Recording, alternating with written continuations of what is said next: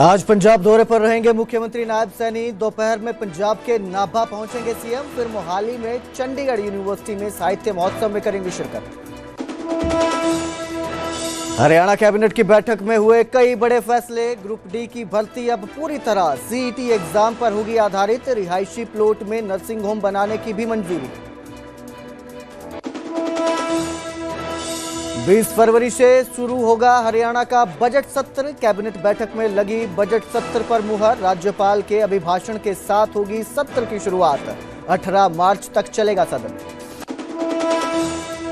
हरियाणा में निकाय चुनावों को लेकर पार्टियों की तैयारी तेज। सभी पार्टियों ने सिंबल पर निगम चुनाव लड़ने का किया ऐलान। बीजेपी कांग्रेस ने कार्यकर्ताओं से मांगे आवेदन।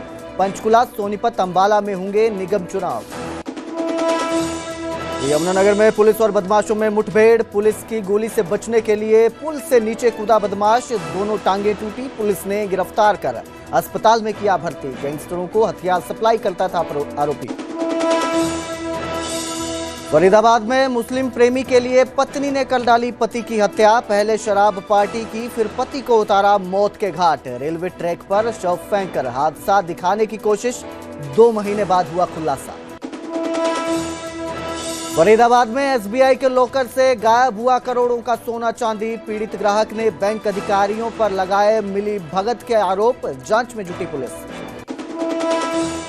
एक ही दिन में 2 बड़े हादसों से दहला हरियाणा। यमुनानगर में पति और पति पत्नी बच्चे की सड़क हादसे में मौत। फतेहाबाद में बाप बेटे को बस ने कुचला। न्यूज हेडलाइंस के प्रायोजक पतंजलि गाय का घी, मां का भरोसा, प्यार से परोसा।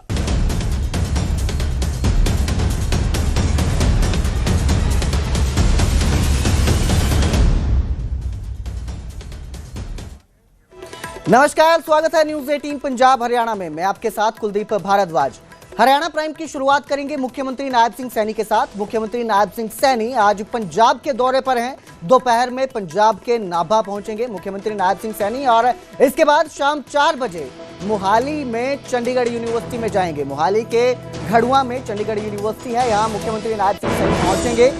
चंडीगढ़ यूनिवर्सिटी में विकसित भारत साहित्य महोत्सव कार्यक्रम में शामिल होंगे। तो आज पंजाब दौरे पर हैं मुख्यमंत्री नायब सिंह सैनी और इसके बाद पहले नाभा पहुंचेंगे नायब सिंह सैनी और उसके बाद शाम 4 बजे मोहाली जाएंगे। मोहाली स्थित चंडीगढ़ यूनिवर्सिटी में कार्यक्रम में विकसित भारत साहित्य महोत्सव कार्यक्रम में शिरकत करेंगे, शामिल होंगे।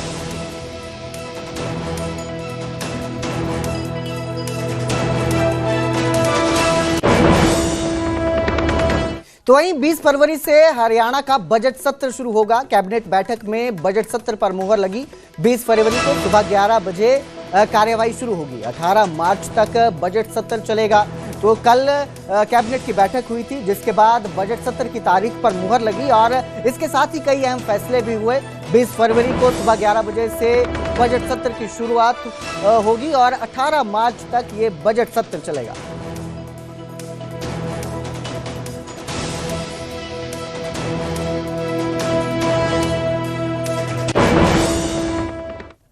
हरियाणा कैबिनेट की बैठक में कई बड़े फैसले हुए। ग्रुप डी की भर्ती को लेकर सरकार का बड़ा फैसला सामने आया। अब ग्रुप डी को जो भर्ती है वो सीईटी एग्जाम पर आधारित होगी। ग्रुप डी कर्मचारी अधिनियम 2018 में संशोधनों को मंजूरी दी गई। वहीं रिहायशी प्लॉट में नर्सिंग होम बनाने की भी मंजूरी मिली है। तो आपको बता दें कि बीते कल मुख्यमंत्री नायब सिंह सैनी की अध्यक्षता में कैबिनेट की बैठक हुई थी और इस बैठक में बजट सत्र की तारीख का ऐलान हुआ। तारीख जो है वो डिसाइड की गई, इस पर मुहर लगी। इसके साथ ही कई फैसले लिए, जिनमें से एक फैसला रिहायशी प्लॉट में नर्सिंग होम बनाने का जो है इसको भी मंजूरी दी गई है। तो फैसले लिए गए, बैठक हुई और यहीं इसके साथ ही बजट सत्र की तारीख पर भी मुहर लग गई। बजट सत्र जो है वो 20 फरवरी से शुरू होगा, 18 मार्च तक चलेगा। वहीं जो नर्सिंग होम जो है रिहायशी प्लॉट पर उसको बनाने की भी मंजूरी दी गई है। तो कैबिनेट की बैठक में एक और फैसला लिया गया जो ग्रुप डी की भर्ती को लेकर था और इस भर्ती को लेकर ये फैसला लिया गया है कि अब ग्रुप डी की जो भर्ती है वो सीईटी एग्जाम पर आधारित होगी और ग्रुप डी कर्मचारी अधिनियम 2018 में संशोधनों को भी मंजूरी दी गई।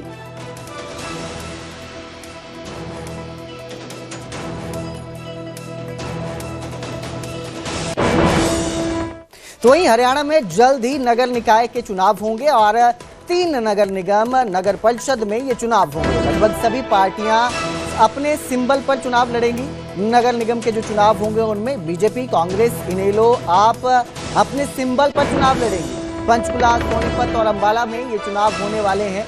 निगम के चुनाव बीजेपी और कांग्रेस जो है उनके कार्यकर्ताओं से आवेदन भी मांगे गए हैं। तो ये जो चुनाव है ये होने वाले हैं और ये बड़ा फैसला है कि जो पार्टियां हैं वो अपने सिंबल पर ही चुनाव लड़ेगी। जिस तरह से बीजेपी का जो सिंबल रहता है वो कमल का फूल रहता है, कांग्रेस का आपका हाथ का निशान रहता है, तो जो सिंबल है आम आदमी पार्टी का झाड़ू रहता है, इन्हीं अपने सिंबल पर ही ये पार्टियां चुनाव लड़ेंगी। नगर निगम के जो चुनाव होंगे तो ये चुनाव होने वाले हैं। 3 नगर निगम और नगर परिषद के ये चुनाव है जिसमें लगभग सभी पार्टियां अपने जो सिंबल है, अपने जो चुनाव चिन्ह हैं उन्हीं पर चुनाव लड़ेंगी। बीजेपी हो, कांग्रेस हो, इनेलो हो या आम आदमी पार्टी है, ये अपने सिंबल पर ही चुनाव लड़ेंगे। आपको बता दें कि पंचकुला, सोनीपत, अंबाला में नगर निगम के चुनाव होने वाले हैं और इसके साथ ही जो बीजेपी और कांग्रेस है उन्होंने अपने कार्यकर्ताओं से आवेदन भी मांगे हैं। मेरे सहयोगी अंकित दुदानी इस खबर पर ज्यादा जानकारी के लिए हमारे साथ जुड़े हैं। जी अंकित, 3 जो नगर निगम निकाय चुनाव होने वाले हैं, नगर परिषद चुनाव होने वाले हैं, इसको लेकर क्या अपडेट सामने आ रहा है? बिल्कुल, नगर निगम और नगर परिषद के चुनाव होने हैं और उनका जो कार्यकाल है वो पहले ही पूरा हो चुका है। जनवरी में बात करें तो जनवरी में उनका कार्यकाल पूरा हो चुका है, लेकिन अभी तक विभाग के जो चुनाव आयोग है उसकी तरफ से ये शेड्यूल जारी नहीं किया गया है नए चुनाव का लेकर के। लेकिन बात करें पार्टियों की तो पार्टियां पूरी तरह से तैयार नजर आ रही हैं। वो चाहे भाजपा की बात करें, कांग्रेस की बात करें, इंडियन नेशनल लोकदल की बात करें या आम आदमी पार्टी की बात करें, सभी पार्टियों ने ऐलान किया है कि वो नगर निगम चुनाव अपने निशान पर लड़ेंगी। अपने जो चुनाव निशान है उस पर चुनाव लड़ा जाएगा, तो कहीं ना कहीं चुनाव रोचक होगा। और भाजपा और कांग्रेस ने तो एक कदम और आगे बढ़ते हुए जो उम्मीदवार चुनाव लड़ना चाहते हैं, जो कार्यकर्ता चुनाव लड़ना चाहते हैं, उम्मीदवार बनना चाहते हैं, तो उनसे नाम तक मांग लिए हैं कि वो अपना आवेदन करें, जो जिला स्तर पर आवेदन करें और जिला स्तर फिर जो है प्रदेश स्तर पर वो चीजें भेजेगा और उसमें से नाम फाइनल किए जाएंगे कि किसको मेयर का चुनाव लड़वाना है, किसको जो है पार्षद का चुनाव लड़वाना है। तो इसी तरह से कांग्रेस में भी दोनों पार्टियों में ही आवेदन मांगे गए हैं। जल्द ही कार्यकर्ता आवेदन जमा करवाते हुए नजर आएंगे और उम्मीद यही जताई जा रही है कि मार्च के आखिरी सप्ताह में ये चुनाव हो सकते हैं, क्योंकि अभी जो बजट सेशन है वो 20 फरवरी से शुरू हो रहा है और लगभग 18 मार्च तक जो बजट सेशन चलने वाला है। तो उम्मीद यही जताई जा रही है कि उसके बाद मार्च के आखिरी सप्ताह के अंदर ये नगर निकाय चुनाव हो सकते हैं। जी बहुत बहुत शुक्रिया इस तमाम जानकारी के लिए अंकित। तो उम्मीद जताई जा रही है कि मार्च के आखिर तक ये चुनाव हो सकते हैं और पार्टियों ने जो है कांग्रेस और बीजेपी ने तो आवेदन भी मांग लिए हैं। तो वहीं हरियाणा सिख गुरुद्वारा एक्ट में संशोधन की मांग की गई है। HSGMC के प्रधान झिंडा ने सीएम नायब सिंह सैनी को पत्र लिखा और इस पत्र में उन्होंने हरियाणा सिख गुरुद्वारा एक्ट में संशोधन की मांग उठाई है। बैठक में 2/3 मेंबर्स के कोरम के नियम में बदलाव की मांग की गई है। आपको बता दें कि 2/3 मेंबर्स का कोरम साधारण है, बैठक के लिए जरूरी है, लेकिन ऐसा कहा जा रहा है कि 2/3 मेंबर्स का कोरम साधारण बैठक के लिए जरूरी नहीं है, ऐसा झिंडा का कहना है। 2/3 बहुमत कमेटी के कामकाज में बाधा डालता है। तो ये प्रधान है HSGMC के हरियाणा सिख गुरुद्वारा मैनेजमेंट कमेटी के जो प्रधान है जगदीश सिंह झिंडा, उन्होंने जो है ये मांग की है। 104 करोड़ के बजट को लेकर दादूवाल और झिंडा आमने सामने है। इसको लेकर भी हमने आपको खबर दिखाई थी पहले कि 104 करोड़ के बजट को लेकर भी दोनों आमने सामने आ चुके हैं, दादूवाल और झिंडा। और अब ये जो है नई मांग की गई है, इसमें हरियाणा सिख गुरुद्वारा एक्ट में संशोधन की मांग की गई है और बैठक में 2/3 मेंबर्स के कोरम के नियम के बदलाव की ये मांग है।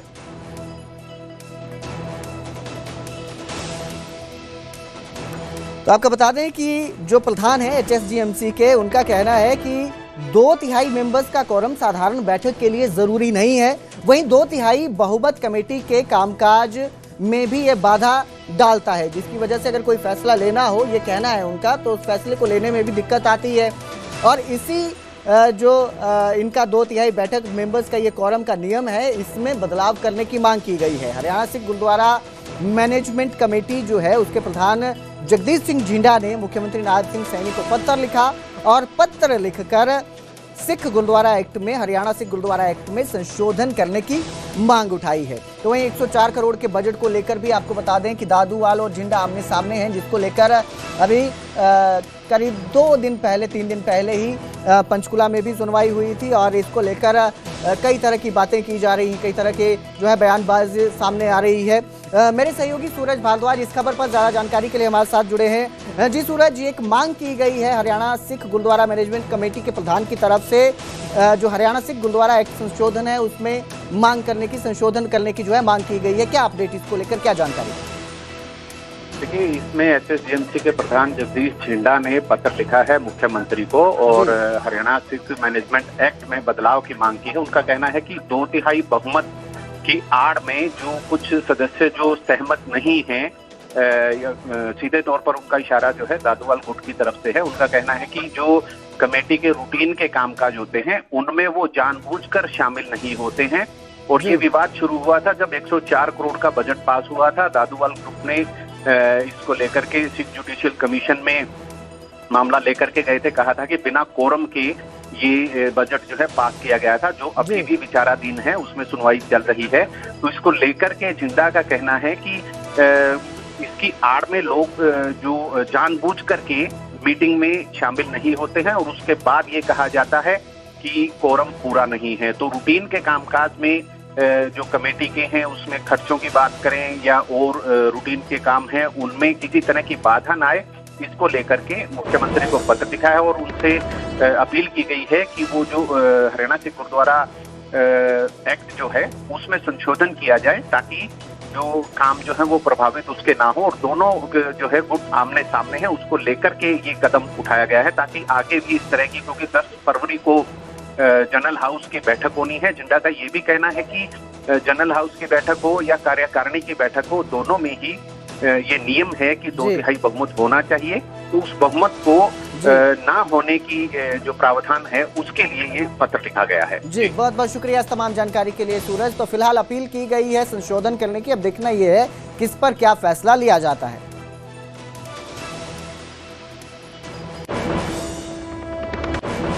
तो वहीं हरियाणा में एक ही दिन में 2 बड़े सड़क हादसे सामने आए। 2 हादसों में 5 लोगों की मौत हो गई। यमुनानगर में पति पत्नी और बच्चे की मौत हुई, तो वहीं फतेहाबाद में मां बेटे की सड़क हादसे में जान चली गई। यमुनानगर में जो हादसा हुआ है वो पानसरा फाटक के पास हुआ है। बताया जा रहा है कि तेज रफ्तार से आ रहे डंपर ने मोटरसाइकिल सवार पति पत्नी और बच्चे को कुचल दिया, जिसमें तीनों गंभीर रूप से घायल हो गए और बाद में इलाज के दौरान उन्होंने दम तोड़ दिया। उधर फतेहाबाद में जो हादसा हुआ है उसमें बस चालक पर लापरवाही से गाड़ी चलाने के आरोप लगे हैं। दोनों ही मामलों में परिवार ही खत्म हो गए। तो 2 बड़े हादसे 2 जगहों से सामने आए और एक ही दिन में ये दोनों हादसे सामने आए हैं, जिनमें 5 लोगों की मौत हो गई और 2 परिवार खत्म हो गए। 2 तस्वीरें आपकी स्क्रीन पर, एक यमुनानगर की तस्वीर है और दूसरी फतेहाबाद। ये ट्रक एक्सीडेंट हुआ भैया यहाँ फाटक के पास और उसी दुर्घटना में तीनों की मौत हो गई है। कौन कौन थे? इसमें सचिन था जो मेरा छोटा भाई था और उसकी वाइफ थी और उसका बच्चा था 4 साल का।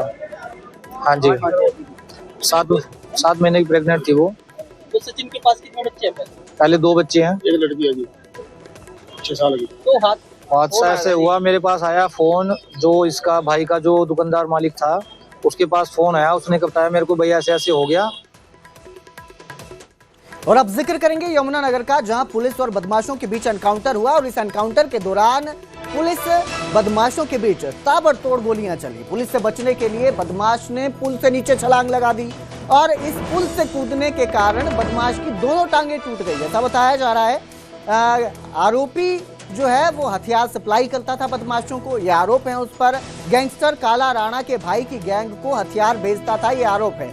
ये जो मुठभेड़ हुई है ये यमुनानगर के कस्बा थाना छप्पर इलाके के सियालवा गांव में हुई है और बताया जा रहा है कि एनकाउंटर के बाद जो आरोपी है वो पुल से कूदा, जिसकी वजह से उसकी दोनों टांगें टूट गई है। जब पुलिस ने बदमाश को रोका तो बदमाश ने पुलिस पर फायरिंग कर दी और इसके बाद जब पुलिस ने फायरिंग शुरू की तो जान बचाने के लिए वो पुल से कूद गया। चलो